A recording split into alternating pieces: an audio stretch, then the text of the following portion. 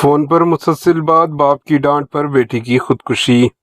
ریاستی دارالحکومت شہر حیدرآباد کے قطب اللہ پور اسمبلی حلقے کے پیٹ بشیرآباد پی ایس لمٹس میں واقع سبھاش نگر میں ایک افسوسناک واقعہ پیش آیا۔ فون پر مسلسل بات کرنے پر باپ نے بیٹی کو ڈانٹا، جس سے دل برداشت ہو کر انٹرمیڈیٹ کی اسٹوڈنٹ نے خودکشی کر لی۔ اس کی شناخت 19 سالہ تیجسونی کے طور پر کی گئی ہے۔ گھر میں تنہائی کے دوران اس نے اپنی اوڑھنی کو پنکھے سے باندھ کر پھانسی لے لی۔ واقعے کے بعد پیٹ بشیرآباد پولیس نے مقدمہ درج کرتے ہوئے جانچ شروع کر دی۔ Bureau report AHN news.